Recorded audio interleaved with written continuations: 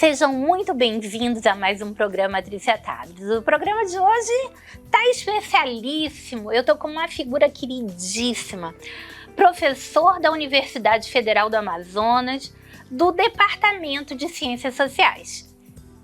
Eu conto hoje com a presença do professor Gilson Gil. Meu querido, muito obrigada pela sua presença. Muito obrigada por estar aqui para a gente poder trocar uma ideia a respeito, né, da sua vida aqui em Manaus, das suas observações enquanto historiador, filósofo, sociólogo. Vamos lá. O senhor veio para Manaus há 31 anos, é isso? Primeiro, boa noite, Trícia, boa noite, telespectadores. Pois é, Trícia, eu vim há exatos 31 anos para Manaus, eu me casei e fiz concurso para a universidade. Saí, tive outros empregos, voltei, passei pela UEA, passei pelo privado, voltei para a UFAM. Nesses sério isso? Anos, chegou a sair da UFAM? Cheguei uma época a sair e por razões pessoais concurso? E fiz novo concurso. Gente, eu tô chocada. Eu tô chocada. É uma trajetória assim. Olha. Por problemas pessoais na época e a gente houve uma época que a Universidade Federal do Amazonas, e eu acho que essa época que o senhor veio, que a minha mãe vinha, era um excelente salário, era muito atrativo, eram pessoas muito qualificadas, e depois eu acho que dos anos 2000 para cá ficou uma coisa assim, um salário pequeno, a maioria das pessoas muito qualificadas deixaram de ser dedicação exclusiva para assumir outros empregos e às vezes voltaram com uma carga horária menor, não sei se é o caso. Assim, já conversando, né, sobre a cidade, Manaus, o Amazonas, e pegar o gancho da UFAM. Eu falo muito com os alunos e com os colegas, quer dizer, pessoas que eu conheci há 30 anos, hoje já são outros professores, é outra geração de professores. Dúvida. E eu vejo que, assim, quando eu vim para cá, ser professor da UFAM e ser da UFAM era um cargo honorífico. Sim. Eu lembro que o reitor da UFAM, ele era convidado para todo o evento. A gente abria o jornal, era a época do jornal escrito, e o reitor da UFAM, ele estava sempre em todo o evento. Recebia medalha, honraria, professor da UFAM era um título. O que eu, 3 décadas depois, eu vejo? Perdeu-se isso. O reitor da UFAM virou um professor, uma pessoa importante, mas igual. Que foi meu colega de turma. Olha, foi... E olha, eu vou falar uma coisa, desde a época de faculdade ele já se organizava, trazia, fazia congressos, trazia as melhores pessoas e assim... Mas ele realmente, a gente pode imaginar que ele não é mais considerado uma autoridade como era outrora, né? Eu não sei, lógico, tem a UEA, surgiu no meio do caminho, né? Eu e acho as faculdades particulares também, né? Era uma época que, há 30 anos, particular só tinha... O CIES. O CIES e aquela outra que fica ali no Japim, lá em cima. A UBRA? O UBRA. Não, a UBRA é de 96. Eu talvez tivesse CIES e Newton Lins. Começando a Newton Lins também, mas muito no começo. E muito longe, muito... E com uma turma ou duas só, né? Um curso. Então a UFAM, ela era a meca, né? Era a meta de todo mundo. Eu me lembro que na minha época, ou você ia para a UFAM, ou você não fazia faculdade. Ou você não fazia. Né? Tem uma coisa legal, Trícia, eu não sou saudosista, eu falo isso muito com os colegas, que o saudosista é aquele que tudo que é bom está no passado, o presente não presta. Eu não acho isso, não. E acho que, poxa, nós avançamos nisso, realmente. Direito, por exemplo, que é um curso muito cobiçado, tinha uma turma à noite e uma de manhã na UFAM. Exatamente. Uma que não era nem de manhã, né? Era 7 às 9 e 3 às 6, quer dizer... Pouca gente, o curso diurno poderia fazer, né? 7 às 9, 3 às 6 e uma noturna. E né? hoje em dia tem o EA, Não, deixa Tem eu só... as particulares. Deixa eu só lhe lembrar uma coisa. Nós muito bom. tínhamos 3 cursos noturnos, que era Direito, Administração e Economia. Na FES. Exatamente. Nenhum outro curso existia o noturno, ou seja, era uma opção de vida mesmo fazer a faculdade, né? Na tradução do vocábulo, de ser facultativo, né? Eu acho que depois as faculdades ficaram muito mais inclusivas. Hoje, muita gente, principalmente aqui em Manaus, que você é do Rio de Janeiro e vê que não existe essa inclusão tão grande, né?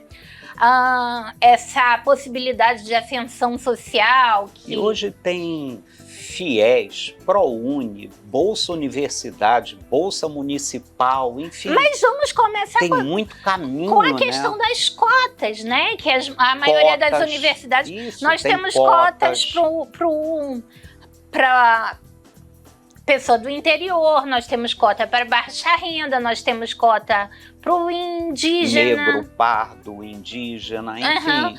Então, assim... Incluiu muita gente. Então, hoje, é bom, não é a chance, sem contar que eram 30 vagas para os cursos antigamente, né? Não é? Por exemplo, eu dou aula, Trícia, no IFISH, é o antigo ICHL, que é o de Humanas. E ali, durante anos, não podia ter ensino à noite. Sim. Os professores brigavam, diretoria, ninguém podia dar aula ali à noite. E hoje é repleto de alunos, quer dizer, abriu, né, um outro mercado. Mas eu te explico por quê. Não sei se isso mas eu faço parte da turma 001 de pós-graduação da UFAM. Foi a primeira vez que se abriu o campus à noite. No meu segundo dia de aula, mataram um colega no caminho, naquela trilha, para o ICHL para tomar aquela sopa, que tinha uma sopa que era maravilhosa, que custava R$1. Então, sempre foi perigosíssimo o campus à noite. E aí, durante muito tempo, a gente via que as pessoas se recusavam a lecionar à noite lá, por questão de segurança. Os pais não deixavam os filhos irem para o campus à noite. Até hoje, sabe, Trícia, é o problema que eu acho que tem lá à noite, ainda? Sabia? O que eu tenho, eu dou aula à noite, num curso de serviço social. Muito legal, adoro. Todo dia, quando chega, tem um aluno que foi assaltado. No ônibus, na parada, na General Rodrigo Otávio. Todo dia tem um assaltado. Isso sempre foi uma complicação no campus. Isso sempre foi uma complicação. Inclusive, na minha época, foi uma época de estupros lá dentro do campus. Isso não tem hoje, não. Mas assalto é muito comum. O senhor deve se lembrar de algumas moças lá... há alguns anos, né, que se ouviu que colocaram na mala do carro e que aconteceu isso. Isso realmente aconteceu durante um período na UFAM. E eu, enquanto professora, presenciei uma cena, quer dizer, não que eu estava na UFAM, mas não foi na minha sala, de um arrastão. Se recorda disso? Olha, esse eu não lembro, poxa. A mamãe ainda estava viva, talvez 2019. É recente. Recente. E houve um arrastão. E assim, a UFAM houve essa resistência muito grande durante muito tempo até em ter aula à noite, justamente por essa questão de segurança.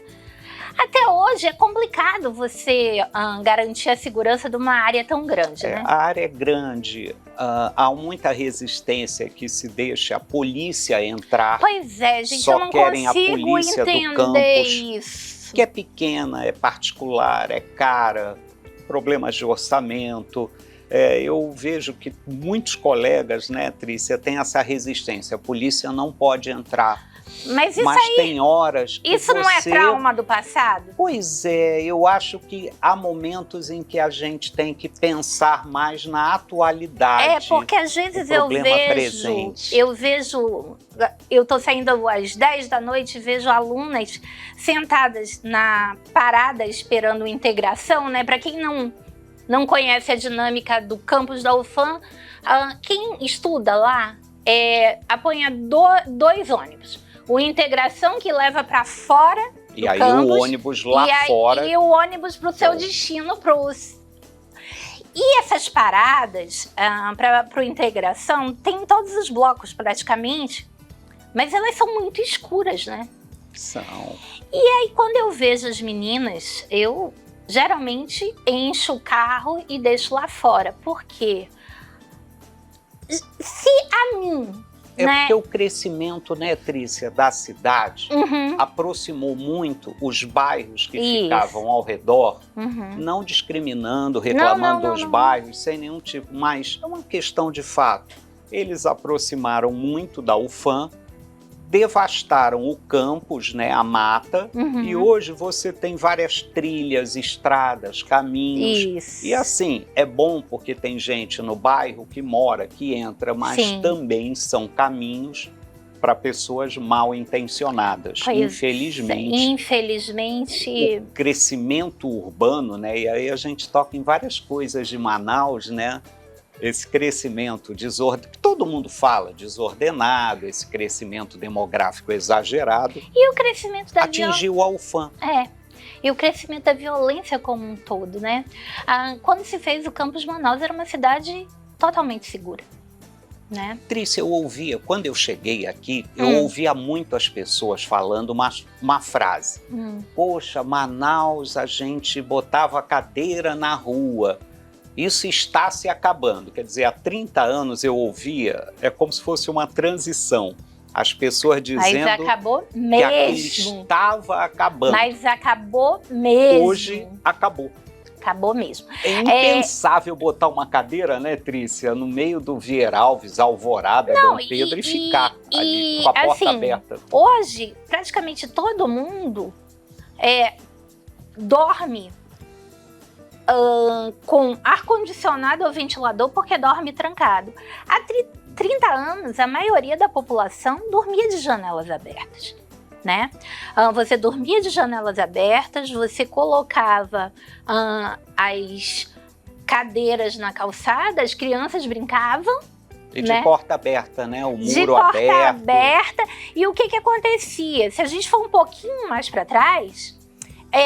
a gente tinha uma não democratização do aparelho de TV, assim, não era tão acessível nem o aparelho de ar-condicionado, nem o de TV. Então, se via muito as pessoas colocarem os aparelhos de TV na janela e a vizinhança se reunia.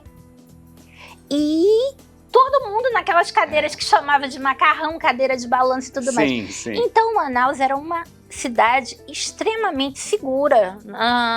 As pessoas se conheciam, né? Todo mundo que morava próximo se conhecia. Nós tínhamos um número pequeno de bairros, né? E aí nós passamos a ter, assim, crescer em número de bairros, assim, uma explosão populacional muito grande. Mas eu vou pedir intervalinho comercial e a gente volta falando um pouco mais sobre esse assunto.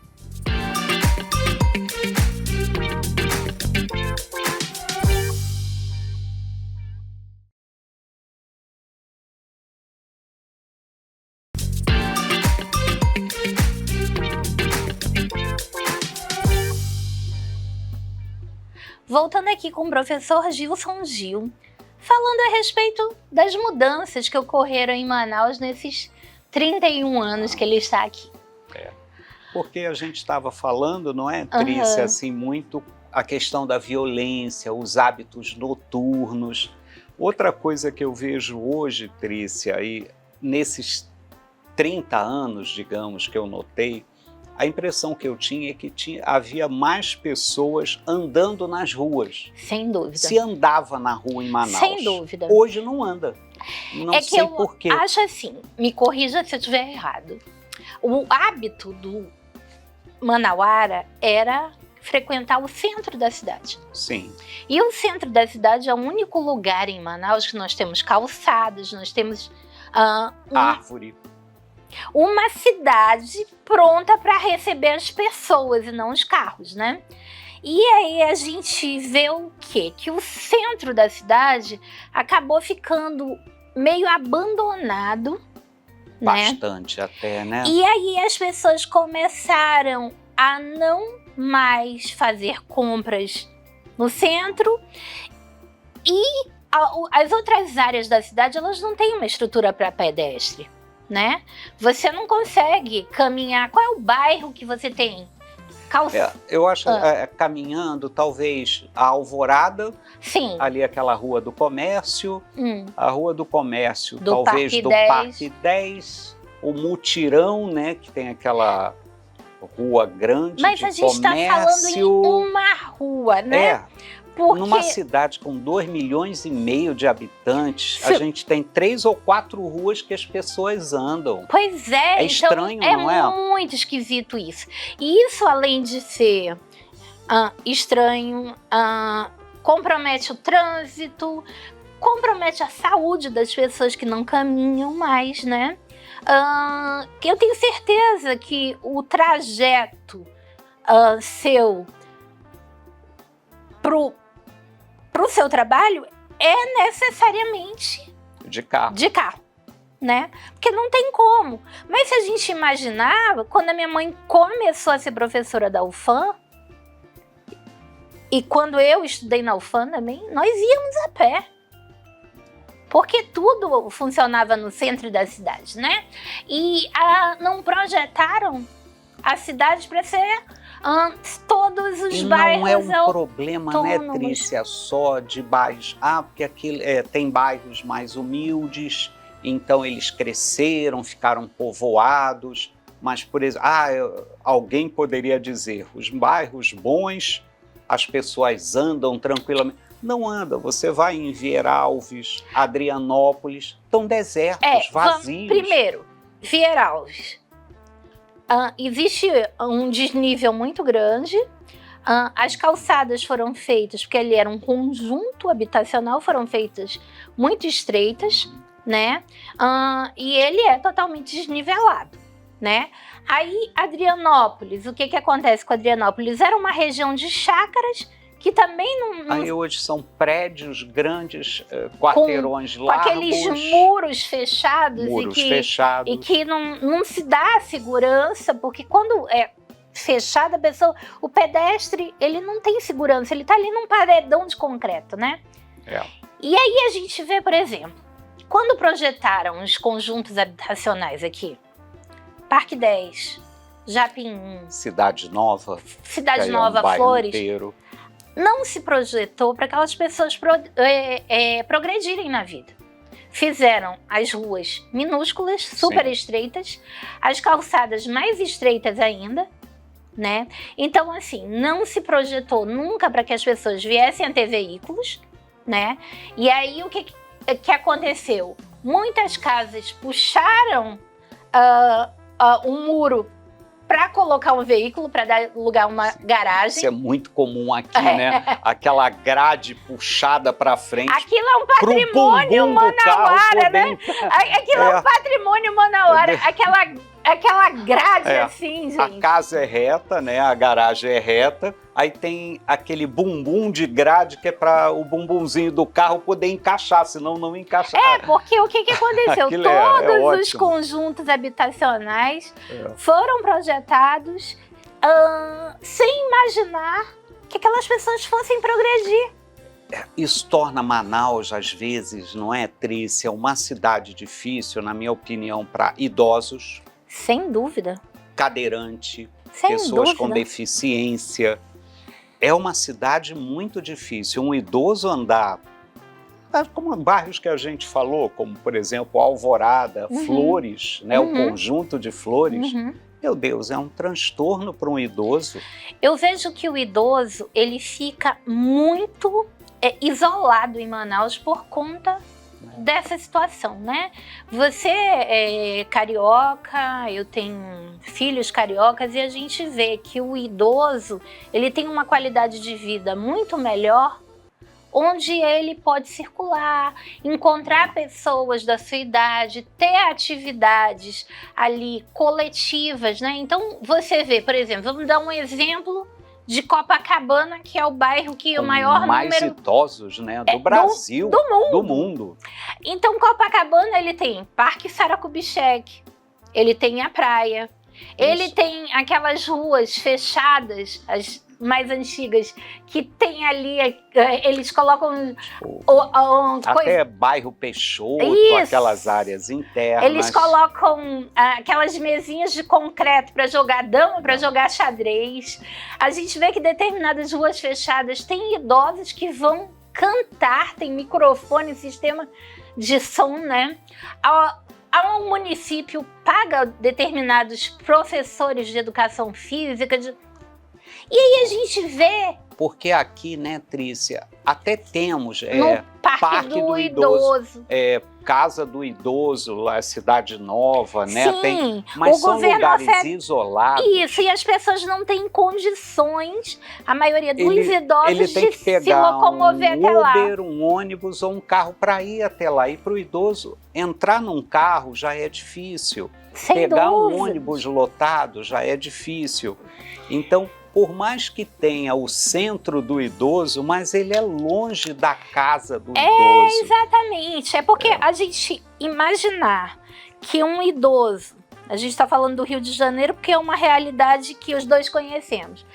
O idoso que desce o elevador e já está na Nossa Senhora de Copacabana, num negócio, coisa plana. Agora o idoso aqui, sair da sua casa, geralmente a calçada não tem calçada, é só buraco. O ônibus não chega quando vem lotado. A cadeira de roda não vai subir no ônibus, ou se subir.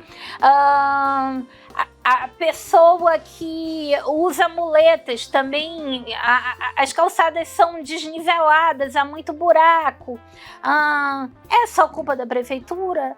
Às vezes sim, às vezes não, porque a grande parte de Manaus foi feita em cima de invasão, né?